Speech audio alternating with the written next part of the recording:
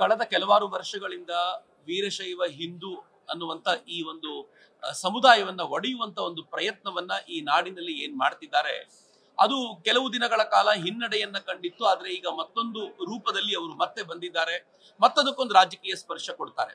ಧಾರ್ಮಿಕವಾದ ಸಂಗತಿಗಳಲ್ಲಿ ತುಂಬಾ ರಾಜಕೀಯವಾಗಿರುವಂತ ಮೂಗು ತೂರಿಸಬಾರದು ಅಂತ ಗೊತ್ತಿದ್ದಾಗ್ಯೂ ಕೂಡ ಅವರು ರಾಜಕೀಯವಾಗಿ ಇದಕ್ಕೆ ಪ್ರಯತ್ನ ಪಡುವಂತ ಒಂದು ಹಂತವನ್ನ ತಲುಪಿದ್ದಾಗ, ಅದರಲ್ಲೂ ವಿಶೇಷವಾಗಿ ಹಿಂದೂ ಸಮಾಜವನ್ನೇ ಮುಂದಿಟ್ಕೊಂಡು ಟಾರ್ಗೆಟ್ ಮಾಡ್ತಾ ಹಿಂದೂ ಧರ್ಮದ ದೇವರನ್ನ ಅವಹೇಳನ ಮಾಡುವಂತ ಪ್ರಯತ್ನ ಇದ್ದಾಗ, ಈ ನಾಡಿನಲ್ಲಿ ಮನ್ನಣೆ ಗಳಿಸಿರುವಂತ, ಈ ನಾಡಿನಲ್ಲಿ ತಮ್ಮದ್ದೇ ಆಗಿರುವಂತ ಕೃಷಿಯ ಮೂಲಕ ಸಮಾಜದ ಮನೆಗಳಲ್ಲಿ ಪ್ರತಿಯೊಬ್ಬರ ಹೃದಯದಲ್ಲೂ ಮನ ಮಾಡಿಕೊಂಡಿರುವಂತ ಕಣೇರಿ ಮಠದ ಕಾಡಸಿದ್ದೇಶ್ವರ ಸ್ವಾಮೀಜಿಗಳು ಮಾತಾಡಿರುವಂತ ಒಂದು ಮಾತನ್ನ ಹಿಡ್ಕೊಂಡು ಅವರು ಯಾವ್ಯಾವ ಊರಿಗೆ ಹೋಗ್ತಾರೋ ಅಲ್ಲೆಲ್ಲ ಗೊಂದಲಗಳನ್ನ ಕ್ರಿಯೇಟ್ ಮಾಡಬಲ್ಲರು, ಅವರ ಕಾರಣಕ್ಕೋಸ್ಕರ ದಂಗೆ ಏಳುವಂತ ಸಾಧ್ಯತೆ ಇದೆ ಎನ್ನುವಂತ ಕಾರಣಗಳನ್ನೆಲ್ಲ ಕೊಟ್ಕೊಂಡು ಜಿಲ್ಲಾಶಃ ಅವರ ಪ್ರಯಾಣಕ್ಕೆ ನಿಷೇಧ ಹೇರುವಂತ ಪ್ರಯತ್ನವನ್ನ ಸರ್ಕಾರ ಏನ್ ಮಾಡಿದೆ, ಅದನ್ನ ಇಡೀ ಸಮಾಜ, ಅದೊಂದು ವೀರಶೈವ ಹಿಂದೂ ಅಥವಾ ವೀರಶೈವ ಲಿಂಗಾಯತ ಸಮುದಾಯ ಅಂತಲ್ಲದೆ ಇಡೀ ಹಿಂದೂ ಸಮಾಜ ಇದನ್ನ ಧಿಕ್ಕರಿಸುತ್ತೆ ಮತ್ತು ವಿರೋಧಿಸುತ್ತೆ.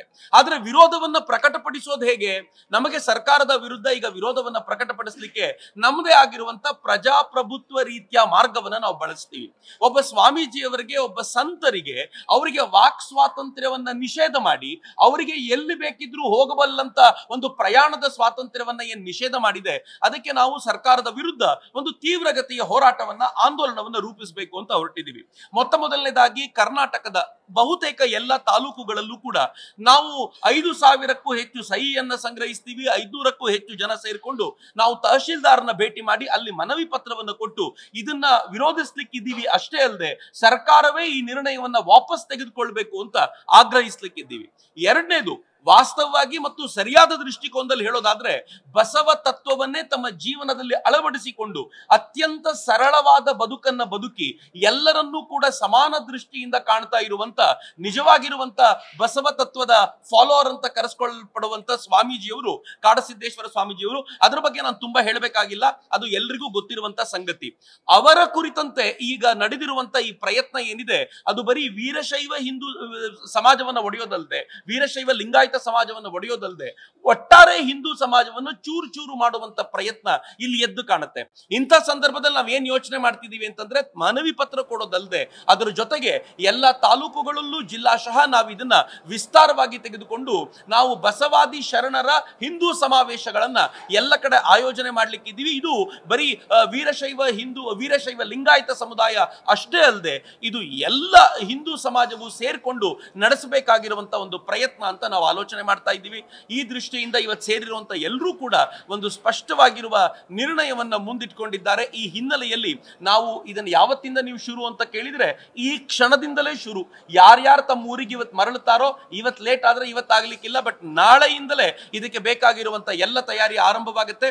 ಬಬಲೇಶ್ವರದಲ್ಲಿ ಮೊದಲ ಹಿಂದೂ ಸಮಾವೇಶ, ಬಸವಾದಿ ಶರಣರ ಹಿಂದೂ ಸಮಾವೇಶ, ಮೊದಲ ಸಮಾವೇಶ ಬಿಜಾಪುರದಲ್ಲಿ ಆರಂಭವಾಗುತ್ತೆ. ಎಲ್ಲಿ ಎಲ್ಲ ಸಮಸ್ಯೆಗಳು ಆರಂಭವಾದವೋ ಅಲ್ಲಿಂದಲೇ ನಾವು ಈ ಸಮಾವೇಶವನ್ನ ಆರಂಭ ಮಾಡ್ತೀವಿ. ಮತ್ತೆ ಎಲ್ಲರ ಅಪೇಕ್ಷೆ ಇರೋದು ದಾವಣಗೆರೆಯಲ್ಲಿ ಇದರ ಸಮಾರೋಪ ಮಾಡಬೇಕು ಅಂತ. ಆ ದೃಷ್ಟಿಯಿಂದ ನಾವು ಆಲೋಚನೆ ಮಾಡ್ತೀವಿ.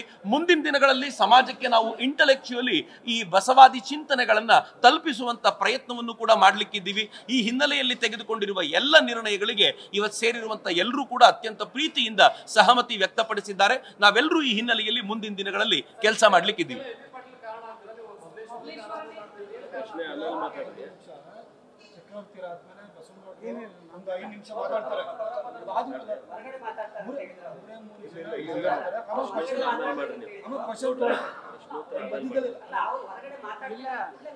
ಇವರು ಅಂತರಂಗ ಸುದ್ದಿ, ನಾನು ಬಹಿರಂಗ ಸುದ್ದಿ.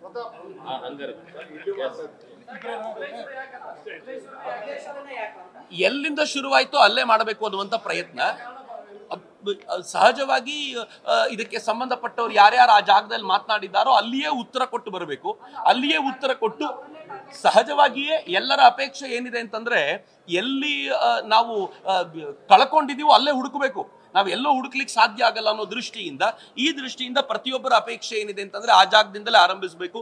ಬಿಜಾಪುರದಲ್ಲಿ ಒಂದು ದೊಡ್ಡ ಸಮಾವೇಶ ಆಗಬೇಕು, ಅಲ್ಲಿಂದ ಮುಂದಕ್ಕೆ ಇದನ್ನು ರಾಜ್ಯಾದ್ಯಂತ ವಿಸ್ತರಿಸಬೇಕು ಅನ್ನೋ ಪ್ರಯತ್ನ.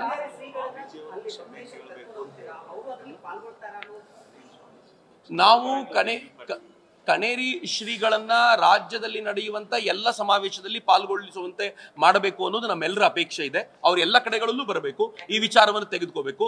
ಆದ್ರೆ ಎಲ್ಲಿವರೆಗೂ ನಾವು ಪ್ರಜಾಪ್ರಭುತ್ವವನ್ನು ಮೀರುವವರಲ್ಲ, ಸಂವಿಧಾನವನ್ನ ಮೀರಿ ನಡೆಯುವಂತವರಲ್ಲ. ಹೀಗಾಗಿ ಅಕಸ್ಮಾತ್ ಅದಕ್ಕೇನಾದ್ರೂ ನಿಷೇಧ ಅಂತಿದ್ರೆ ಸರ್ಕಾರದ ಕಡೆಯಿಂದ ಅದರಲ್ಲಿ ಕೋರ್ಟ್ ನಿಂದ ಅದನ್ನ ವೆಕೇಟ್ ಮಾಡ್ಕೊಂಡು ಅವ್ರನ್ನ ಕರ್ಕೊಂಡು ಬರ್ತೀವಿ. ಆದ್ರೆ ಅಲ್ಲಿವರೆಗೂ ನಿಷೇಧ ಇದ್ರೆ ಅವ್ರು ಅದನ್ನ ಬಿಟ್ಟು ಉಳಿದ ಎಲ್ಲ ಕಡೆಗಳಲ್ಲೂ ಬರ್ತಾರೆ. ಸರ್ಕಾರ ಎಲ್ಲ ಕಡೆಗಳಲ್ಲೂ ಅವರನ್ನ ನಿಷೇಧ ಹೇರುತ್ತೆ ಅಂತ ಆದ್ರೆ ಅದಕ್ಕೆ ಹಿಂದೂ ಸಮಾಜ ಸರಿಯಾದ ಪ್ರತಿಕ್ರಿಯೆಯನ್ನು ಕೊಡುತ್ತೆ ಅಂತ ಎಚ್ಚರಿಕೆ ಕೊಡಬೇಕು ಅಂತ.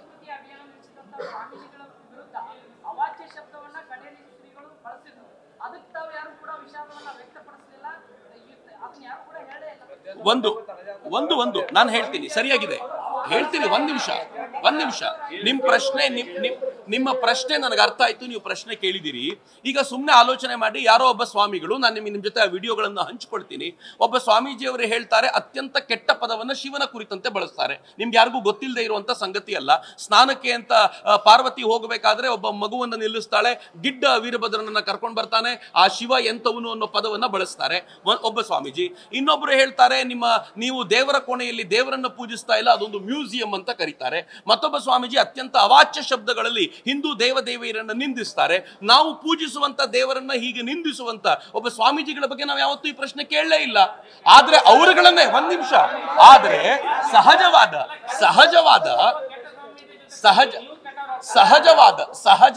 ಆಕ್ರೋಶ. ನಾನು ಹೇಳ್ತೀನಲ್ಲ ಈಗ ನಾನು ಹೇಳ್ತಿದ್ದೀನಲ್ಲ ಈಗ ನಾ ಹೇಳೋದನ್ನ ಕೇಳ್ತೀನಲ್ಲ ನೀವು.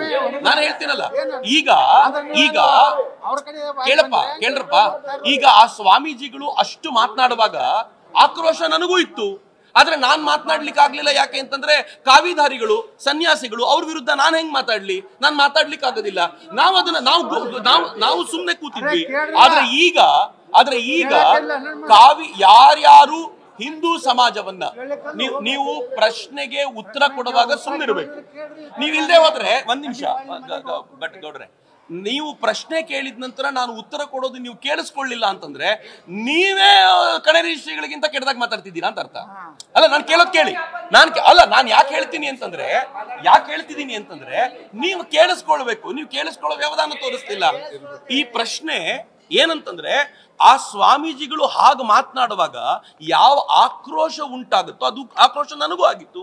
ಆದ್ರೆ ನನಗೆ ಮಾತನಾಡ್ಲಿಕ್ಕೆ ಆಗೋದಿಲ್ಲ. ಯಾಕೆಂದ್ರೆ ಕಾವಿಧಾರಿಗಳಾಗಿದ್ದಾರೆ.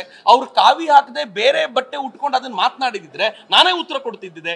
ಸರಿ, ಈಗ ಅದಕ್ಕೆ ಉತ್ತರ ಕೊಡಬಲ್ಲಂತವ್ರು ಯಾರಾದ್ರೂ ಇದ್ದಾರೆ ಅಂತಂದ್ರೆ ಕಣೇರಿ ಶ್ರೀಗಳು ತುಂಬಾ ಕಾದು ಕೊನೆಗೊಂದು ಮಾತು ಹೇಳಿದ್ದಾರೆ. ಆ ಮಾತನ್ನು ಹೇಳುವಾಗ ಆ ಮಾತಿನ ಭರದಲ್ಲಿ ಅವ್ರು ಏನ್ ಹೇಳಿದ್ದಾರೋ ಅದು ಸಹಜವಾದ ಆಕ್ರೋಶವಾಗಿ ಹೊರಹೊಮ್ಮಿದೆ. ಆ ಸಹಜವಾದ ಆಕ್ರೋಶದ ಒಂದು ಪಾರ್ಟ್ ಅನ್ನ ನಾನು ಸಹಜವಾಗಿ ಅದನ್ನ ಎಕ್ಸೆಪ್ಟ್ ಮಾಡ್ತೀನಿ. ಅವ್ರು ಯಾರ್ಯಾರು ಹಿಂಗ್ ಮಾತನಾಡಿದ್ದಾರೋ ಆ ಸ್ವಾಮೀಜಿಗಳ ಕುರಿತಂತೆ ಹಿಂಗ್ ಹೇಳ್ತಾರೆ.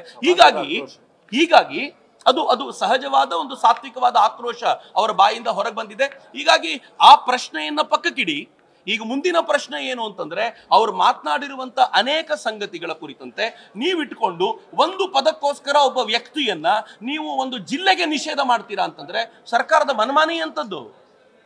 ಒಬ್ಬ ವ್ಯಕ್ತಿ ಒಂದು ಪದಕ್ಕೋಸ್ಕರ ಜಿಲ್ಲೆಗೆ ನಿಷೇಧ ಮಾಡಬೇಕು ಅಂತಂದ್ರೆ ಸರ್ಕಾರದಲ್ಲಿ ಯಾರ್ಯಾರು ಏನೇನ್ ಮಾತನಾಡ್ತಿದ್ದಾರೆ, ಒಂದೊಂದು ಸಮುದಾಯದ ಬಗ್ಗೆ ಏನೇನ್ ಮಾತನಾಡಿದ್ದಾರೆ ಅಂಥವ್ರಿಗೆ ಏನ್ ಮಾಡಬೇಕು?